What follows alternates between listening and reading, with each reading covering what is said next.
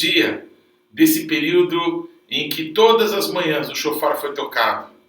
Irmãos nossos do Brasil e de outras nações, judeus e não judeus, homens e mulheres, todos dirigidos pelo Espírito Santo, como que um shofar soprado por Deus, foram instrumentos para compartilhar ao nosso coração palavras que nos fizeram pensar, nos fizeram meditar, que foram contundentes contra situações nas quais nós precisamos voltar para Deus, nós precisamos nos arrepender. Nesse período, talvez, muitas pessoas se incomodaram com aquele som estridente do shofar, porque todas as manhãs, por volta de 6 horas, quando as mensagens chegavam, então talvez alguém que dormia com o celular ali perto da cama foi despertado do sono por esse som, e aí tinha uma palavra que talvez durante o dia ele ouviu.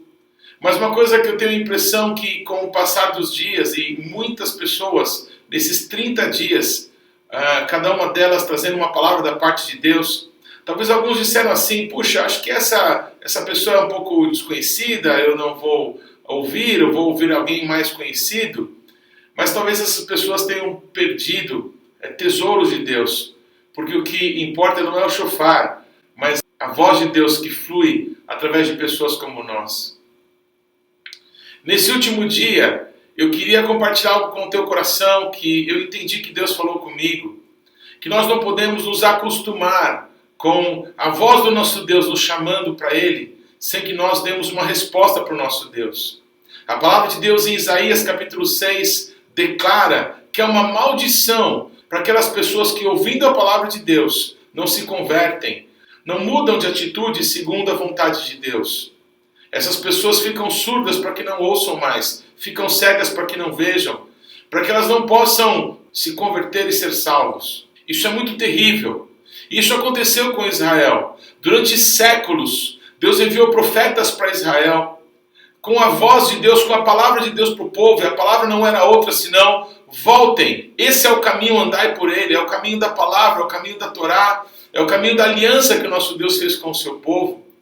E a Igreja de Cristo nesses 2000 anos, que viveu momentos de trevas e também momentos de grandes avivamentos, nós estamos vivendo talvez dias que antecedem a volta do nosso rei. E Yeshua disse que ele, para o seu povo, não virá como um ladrão, mas aqueles que são dele estarão atentos, estarão preparados, estarão o esperando, estarão vigiando para que esse tempo não lhes pegue de surpresa. E para isso não é hora de dormir, é hora de nós nos despertarmos. Algo muito interessante aconteceu nessa madrugada.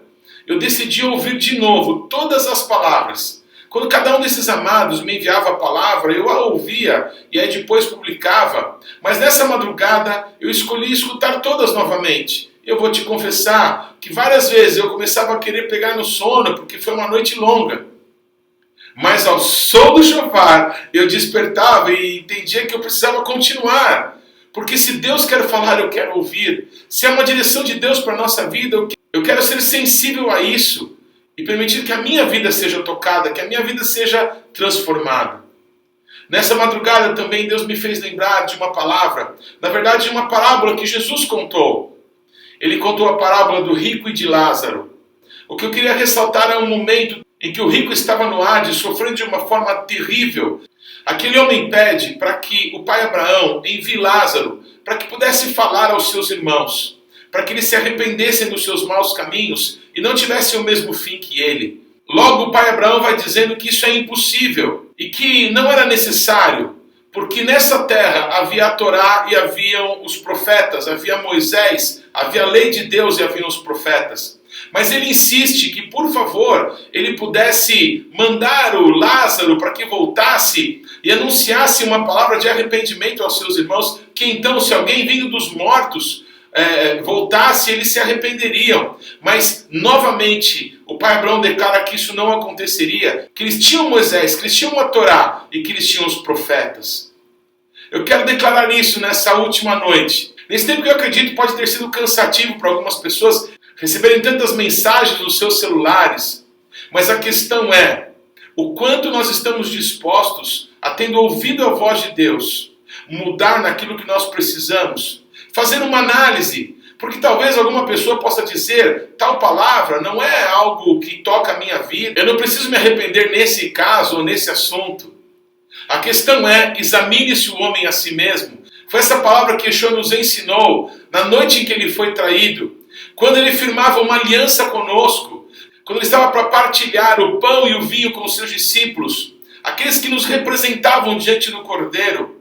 Ele nos dá esse mandamento que o apóstolo Paulo nos traz. Examine-se o homem a si mesmo, e então coma do pão e beba do cálice. Que no entardecer desse dia, curiosamente hoje é Shabat, que nós possamos mais uma vez meditar, que o nosso Deus tem interesse em que voltemos para Ele, que o nosso Deus nos ama, que o nosso Deus não nos comprou por algo banal, Ele nos comprou com o preço de sangue, o sangue de Jesus.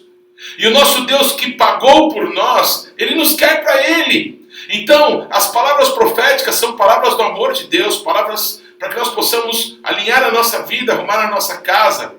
Porque uma coisa vai acontecer, a igreja de Cristo, a noiva do Cordeiro, vai se manifestar acesa, a luz da candeia estará acesa. A Bíblia fala de 5 virgens sábias, como haviam 5 virgens loucas, como haviam 5 irmãos que não se importavam com a palavra e tampouco com os profetas. Mas 5 virgens sábias tinham muito azeite, tinham a presença do Espírito Santo e estavam brilhando, estavam sem ruga, nem mancha, nem mácula, pois essa é a palavra, que a noiva do Cordeiro vai ser apresentada a Ele sem ruga nem mácula, pura, preciosa.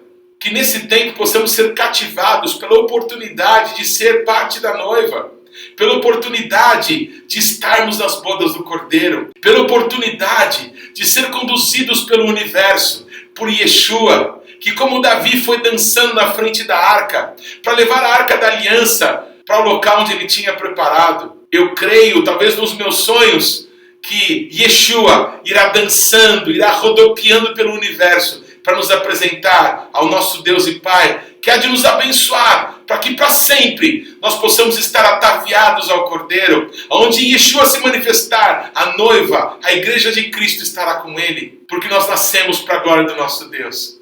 Eu quero te convidar a celebrar esse Yom Teruah, com a grande expectativa, que ao ouvir o toque do shofar, os nossos atos, as nossas atitudes corretas, de arrependimento diante de Deus, vai nos permitir estar diante dEle. Foi para isso que nascemos, para o louvor da glória do nosso Deus.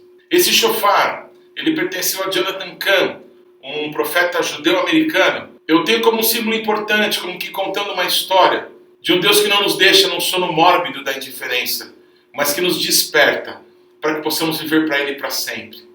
Eu quero te convidar, ouça o shofar está tocando.